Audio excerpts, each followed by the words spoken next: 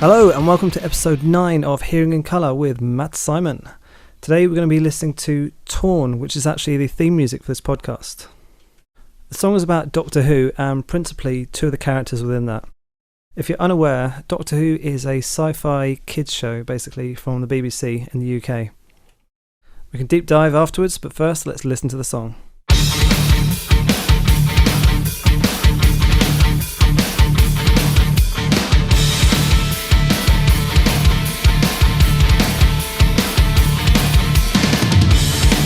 Inside my world, floors a little with promises broken. I'll do my best, but there's no guarantee you won't get hurt. I keep it locked up inside my heart's a permanent mystery these days. And there these walk as if you live in fire, wouldn't get burned. Believe me when I say I love you.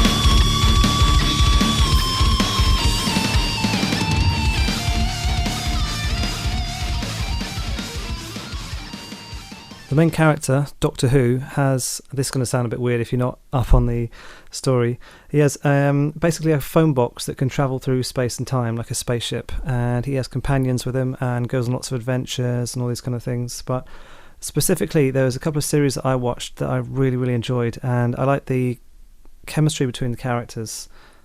I felt it would be a really cool thing to write a song about.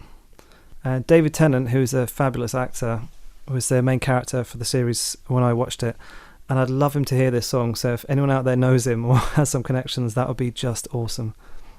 So he's generally a good guy, doesn't like using guns, and has to generally save the day, but obviously there's a few enemies who generally get wiped out. But he's coming to this stage of his life where things are catching up with him. The doctors can regenerate. It's like a reincarnation. They're on number 14 or something now, I think. Anyway, so in the early series, which started in the 60s, I think, basically they said, the doctor can regenerate himself up to 12 times, and they didn't think it would be that successful that far in the future. So they got up to number 12 and they had to rewrite the rules. But basically, when a new actor wants to take over the role, the doctor kind of dies and then can regenerate and appears in a new form as a new actor. So the bit I'm focusing on is when this particular character is coming to the end of his lifespan or end of his story, and he knows he is, and things are catching up with him. So the tension is there, and also there's a romantic entanglement with his companion that he travels with. So the intro has this galloping riff, and I deliberately didn't use the lowest notes available because I wanted to have that option to jump down later. And it's got this galloping feel, so it's like his destiny, his doom is catching up with him. And the theme of Bad Wolf runs through that. He knows that this is his doom, but he doesn't know what it is, but he knows that it's coming for him. And the tension in the song is that that's always on his back, like the wolf is chasing him, even though he still doesn't know what exactly the wolf is. I used a James Bond-esque type chord progression for this, and it just stays on the same chord, but just pulls the tension out a little bit, which I really like. Here's a guitar part played on a clean guitar.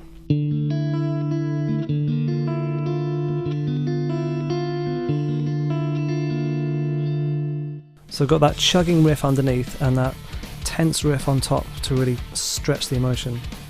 So, first verse. Step inside my world. The floors are littered with promises broken. I'll do my best, but there's no guarantee you won't get hurt. I keep it locked up inside. My heart's a permanent mystery these days. Been there before, because if you play with fire, you will get burned.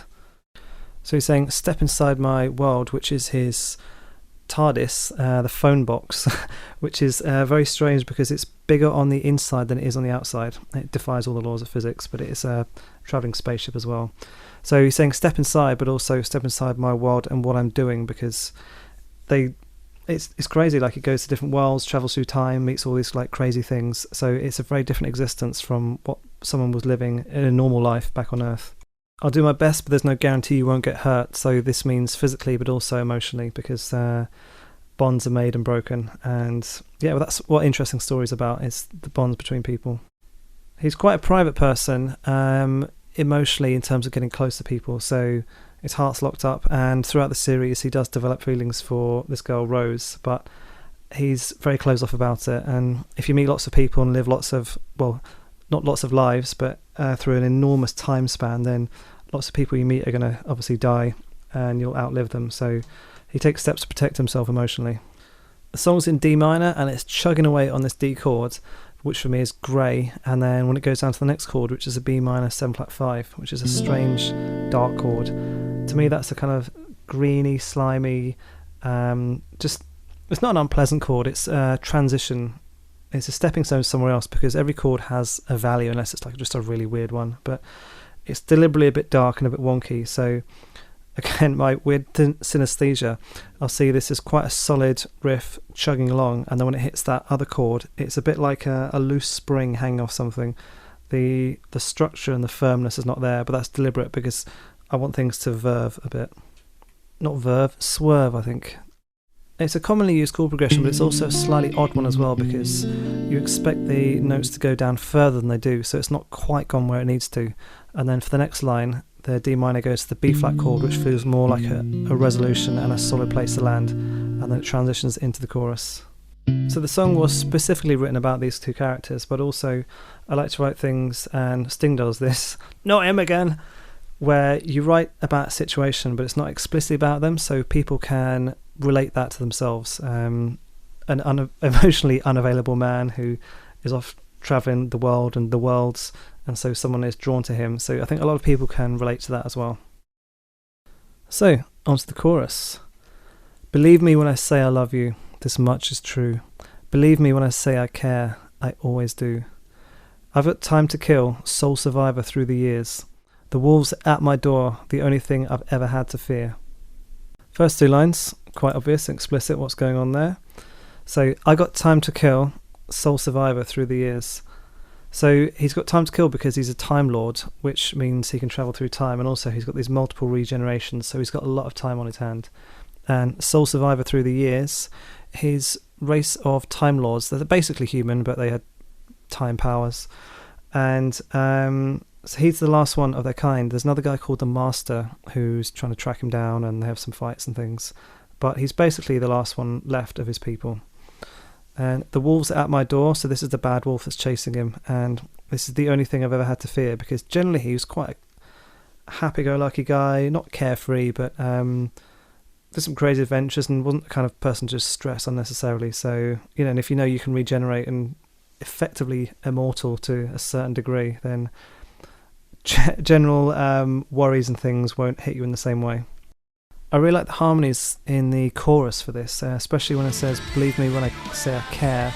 The care, it produces the C sus4 chord, and those two notes, they are auto-tuned, but they sound perfect, and they're perfectly lined up, and I see that as two like Lego blocks. They're just blocks of sound that go together and crush together. So a sus chord is where the notes in a chord have been moved a little bit, and they're right next to each other. So on a piano, if you had a C major, it would be C, E, and a G.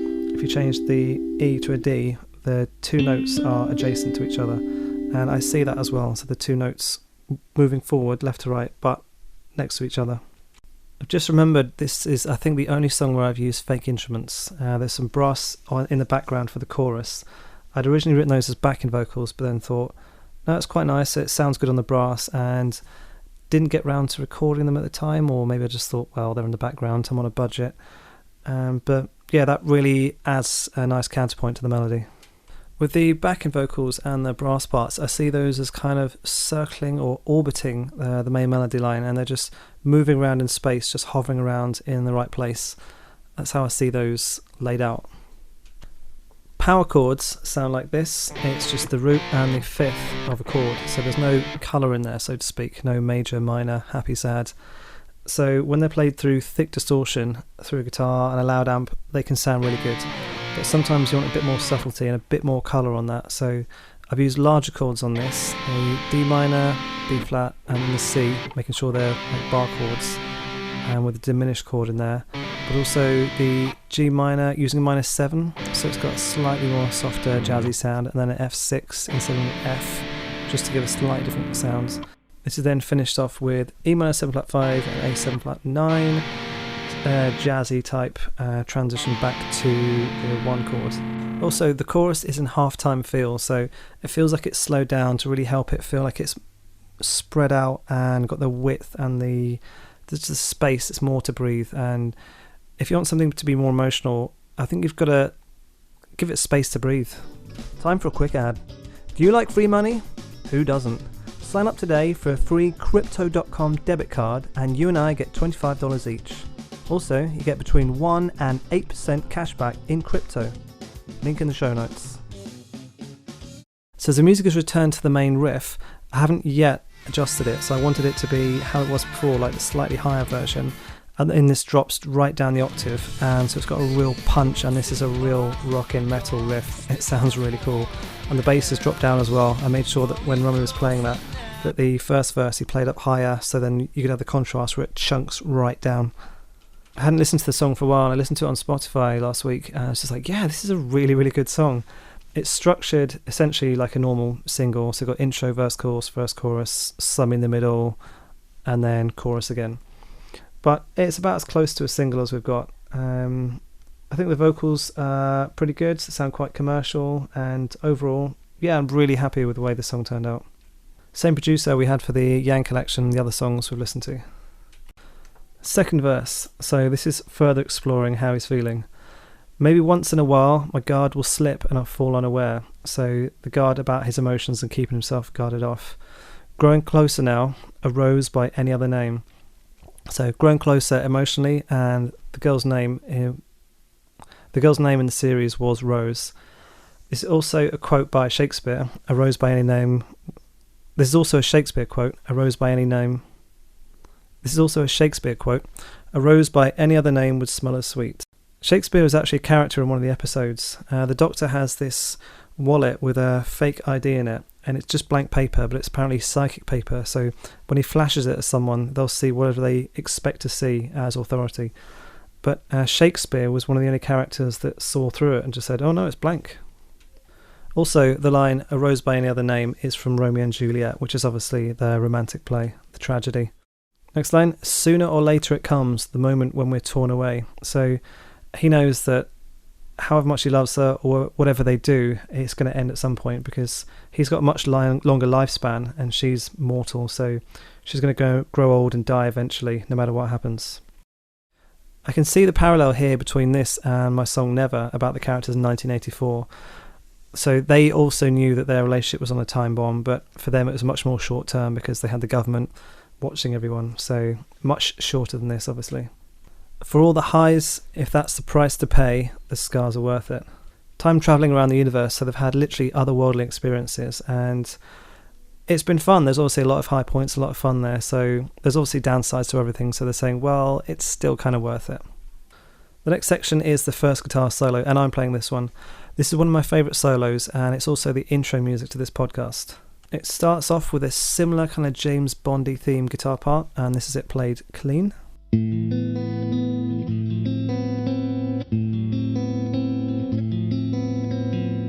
So we transition from D minor to A minor for this point, but it hasn't really changed officially into A minor. The chorus is in D minor, and then the chords I used to change was D, A minor, B flat, A minor, which is still not quite resolved, and then I used that as a new key center, and because it wasn't quite yet resolved, that adds a certain tension anyway, and then added this guitar riff into it. I wrote a bass line to help outline the chords, and Rummy played something slightly differently, I think, on the recording, but it sounds really cool what he played. For this solo, it was never going to be a shred fest. I wanted to concentrate on note choice, get some tension, and really sort of heart-wrenching solo for that. And yeah, it turned out really well. I'm really happy with the way I played it.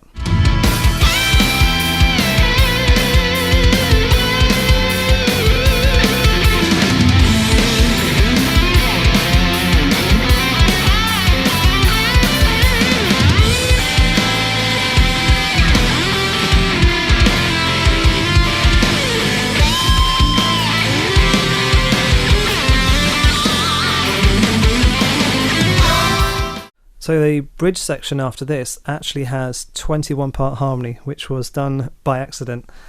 So what I'd done is I'd layered up 9 backing vocals for the chorus, and then I'd had them in another project on the work file, and then when I imported them into the project, they weren't properly aligned, and they all slightly off-spaced, and they didn't line up in terms of rhythm, but it all sort of smeared across, and it sounded awesome.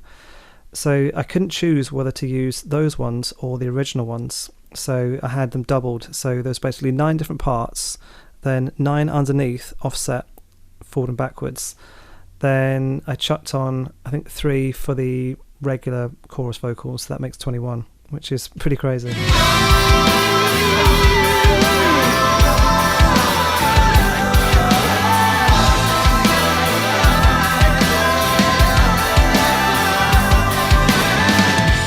As they're laid out on the screen, you have, it's like lots of lines going left to right.